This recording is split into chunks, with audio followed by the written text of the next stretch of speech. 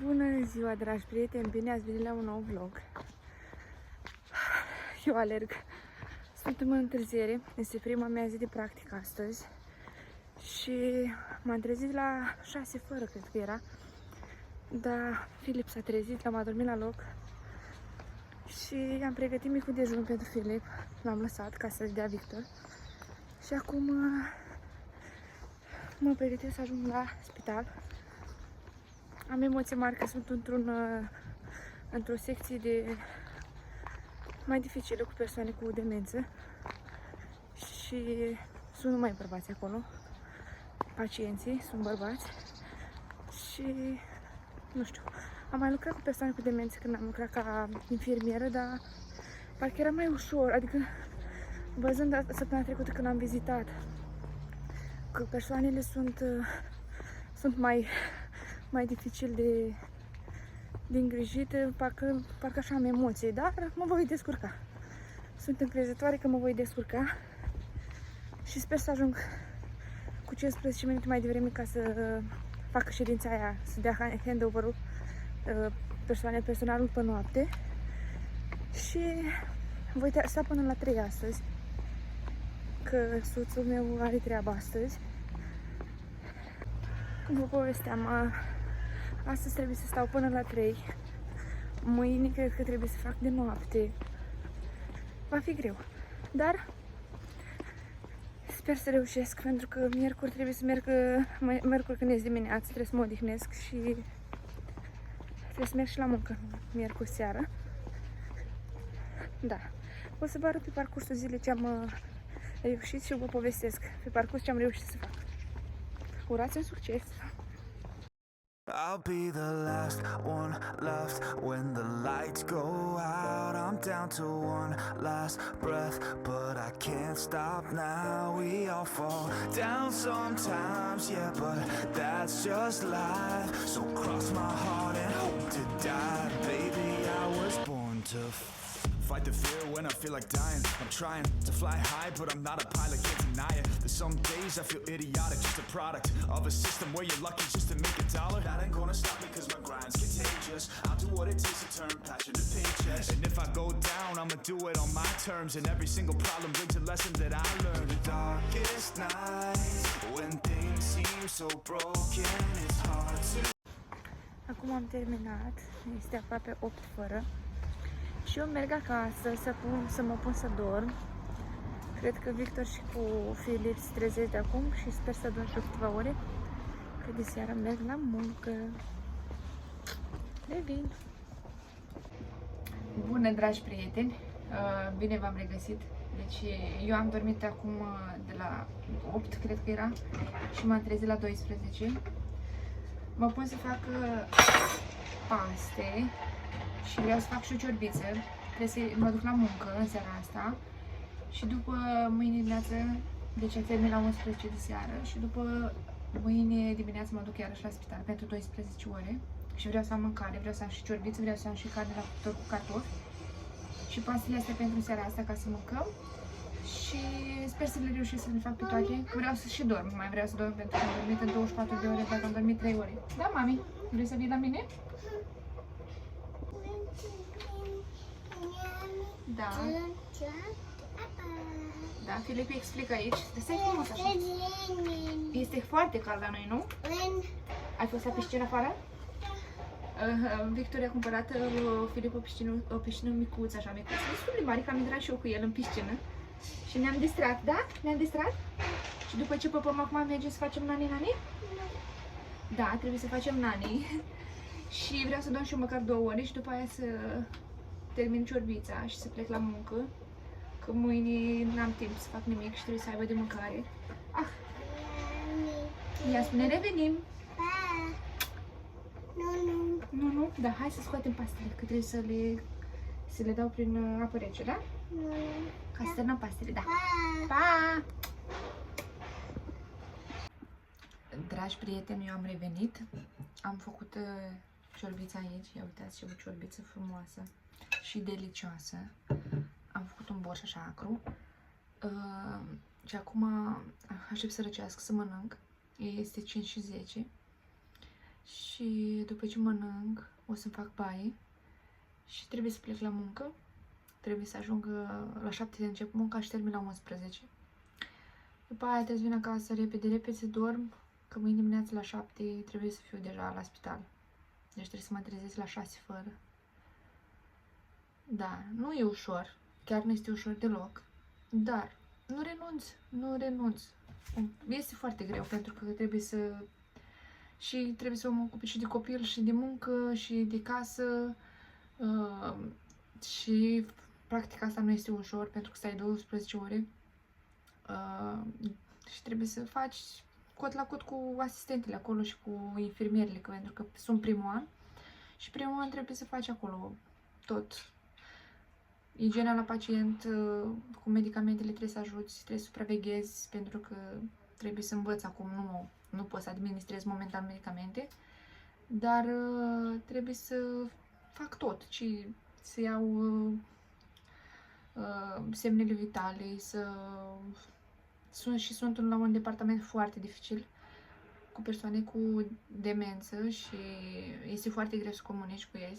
Și sunt numai bărbați acolo, la bordul ăla, și nu mi-este ușor, dar lucrurile care sunt dificile și lucrurile care mă motivează pe mine în momentul ăsta este că am întâlnit foarte, foarte bune momentan persoane care m-au învățat aici în practică, în astea 2 zile care am fost. M-au ajutat, mi-au arătat ce am de făcut, m-au sprijinit așa și cred că ăsta este un început bun. Mai am încă, în afară de săptămâna asta, încă 5 săptămâni de practică. Trebuie să mai fac încă, am făcut 20 de ore momentan, trebuie să mai fac încă 200 de ore. Dar le voi face. Acum, bine că trebuie să, momentan Victoria acasă cu copilul, dar după aia trebuie să înceapă și el munca. Dar ne descurcăm, încet, rezolvăm noi.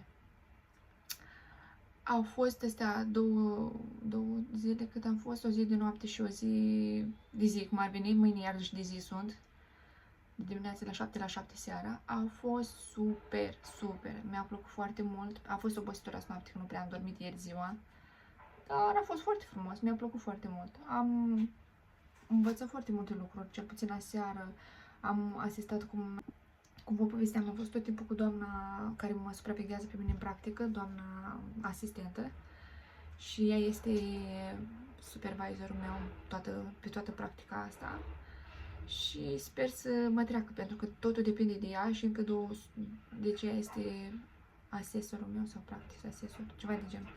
Deci am 3 persoane care mă supraveghează pe toată practica asta. Eu va trebui să mă focusez, să dau cei mai buni de mine ca să îndeplinesc toate sarcinile, pentru că trebuie să bifeze toate hârtiile de acolo care le-am pe portalul meu de la facultate și dacă nu mă trece. Deci, astea 6 săptămâni trebuie să fiu mereu implicată în tot ceea ce fac, să fiu mereu să fiu curajoasă, pentru că nu este ușor să lucrez la un departament care sunt persoane cu sfârșit, deci end of life. Și chiar și acum 2 zile a murit o persoană, deci nu este ușor. Dar lucrurile dificile te învață să fii puternic și să mergi mai departe. Eu vă țin la curent pe tot parcursul săptămânii ce am mai făcut. I'll be the last one left when the lights go out. I'm down to one last breath, but I can't stop now. We all fall down sometimes, yeah, but that's just life. So cross my heart and hope to die. Baby, I was born to fight the fear when I feel like dying. I'm trying to fly high, but I'm not a pilot, can't deny it. There's some days I feel idiotic, just a product of a system where you're lucky just to make $1. That ain't gonna stop me cause my grind's contagious. I'll do what it takes to turn passion to paychecks. And if I go down, I'ma do it on my terms. And every single problem brings a lesson that I learned. The darkest nights, when things seem so broken, it's hard to shine, but I still try. I'll be the last one left when the lights go out. I'm down to one last breath, but I can't stop now. was life, so cross my heart and hope to die. Baby, I was born to fight. Ce faci tu acolo? Nu stai cu nimic, iubire. Astăzi este sâmbătă. Eu acum mă îndrept spre spital. Astăzi sper să mă duc și mâine, dar nu știu dacă mai am putere. Deja am făcut cu astăzi 42 de ore. 42? Da. Am fost și o seară la muncă iarăși. Și vreau să vă dau un update așa. Cum a decurs săptămâna mea. Dar cred că o să închei acest vlog de seară, când ies de la muncă, la ora 8. Și o să vă povestesc tot. Și inclusiv astăzi cum a decurs ziua mea. În principiu totul e bine. Sunt obosită. Dar ia uitați-vă ce frumos e în spatele meu. Ia uitați, foarte frumos. E o zi așa frumoasă de vară și cald, dar și răcoare așa un pic. E foarte fain. Și sper ca ziua mea să fie la fel de faină ca și vremea. Vă scriu de seară, vă scriu... deja s-o obosită. O să vă vorbesc de seară când ies de la muncă, da?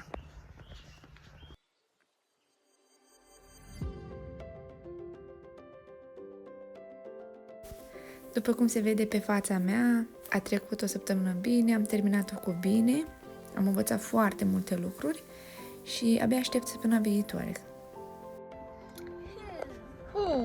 A fost cald astăzi, nu? Îl așteptăm pe tati?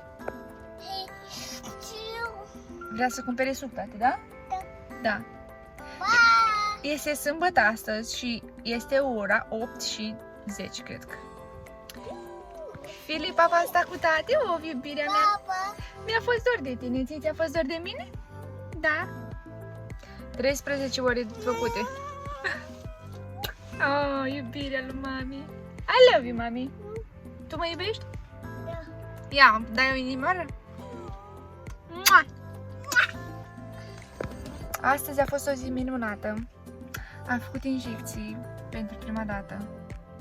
Am dat și medicamente, am administrat medicamente, am avut numai cuvinte de laudă, atât de bine mă simt, chiar dacă sunt frântă de obosit, puteți să vedeți. A fost o zi minunată. Am primit numai cuvinte de laudă, am ajutat oamenii să mănânce, am... Da, mami! Mami este fericită! Happy!